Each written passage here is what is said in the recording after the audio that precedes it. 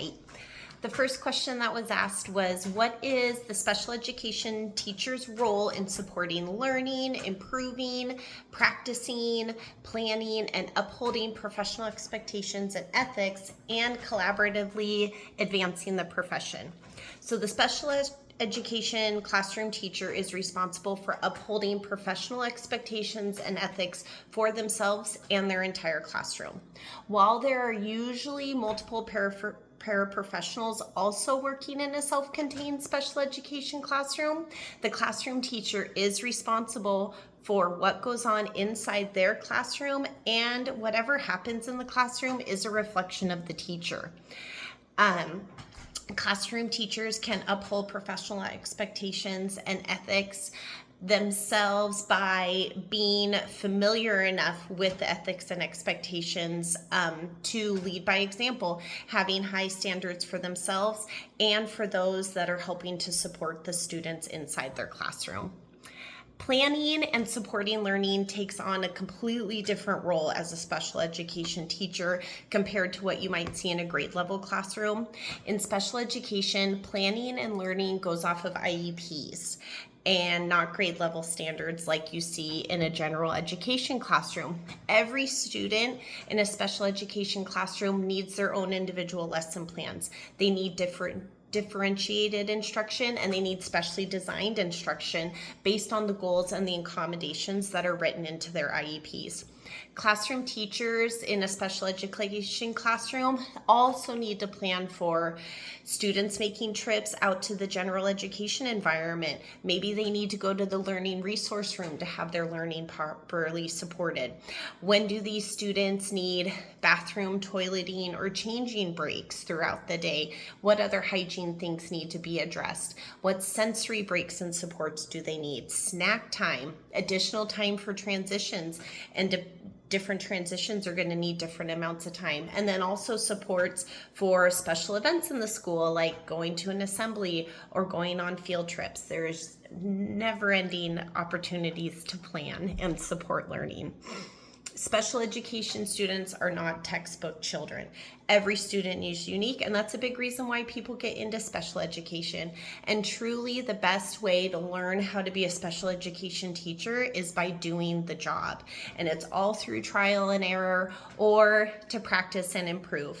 And reflection at the end of the day, if not reflecting constantly as the day goes on, will allow for improvements, because it gives the teacher the opportunity to think about what worked in my day, what didn't work, what am I going to do again, and what will I never do again. So your day is constantly practicing and improving, trying to do better. A special education teacher works alongside an entire instructional team of professionals to make sure students are being properly supported and receiving the best education they can. Those professionals can be the grade level classroom teacher, the occupational therapist, speech language pathologist, physical therapist, autism spectrum disorder consultant, deaf or hard of hearing teacher consultant, whatever other syndromes and disorders you have going on in your classroom, those professionals as well. And all of these members get together for success of the student, and successful collaborations with this team are crucial for student success and for the progression of the profession. Bad collaborations with an entire team, or with one role or multiple roles in the team, could lead to a bias against that specific role or the team aspect that is necessary in special education. The second question is, what dispositions that I currently possess will help me be a successful teacher? I currently possess the dispositions of high expectations for my students, respect for their diversity, fairness, reflection, honesty, compassion, advocacy, and dedication, all of which help me with teaching special education. These dispositions are particularly important when deciding to go into special education, and I think it would be interesting if someone chose this field and the majority of these behaviors did not come naturally to them. The dispositions work together, those ones that I just listed. They support one another, and having one disposition, I feel, lends itself to having others. Dedication to the profession of teaching and your students leads to advocacy for them and having high expectation for yourself and your students. Using reflection daily for improvements and being honest are other ways to show dedication as well. The dispositions of fairness, compassion, and respecting everyone's diversities also go hand in hand. And then what dispositions do I need to work on before entering the classroom for the school year? 2 dispositions that I need to work on are curiosity and professional conduct. I do possess the majority of the behaviors listed for professional conduct, yet I am still learning, and I am in college, and I'm working towards my teaching license and master's degree. Continuing professional development is also listed under curiosity, which I said I am still currently working on.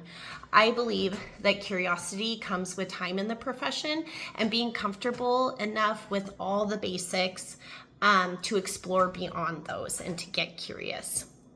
The last question was, what effect could personal biases have on expectations that teachers have for their students? And how can these biases affect the relationship with students and their families? So personal bias can come from anywhere, different opinions about gender, race, specific cultures, and or disabilities. Biases can impact relationships that teachers have with students and their families.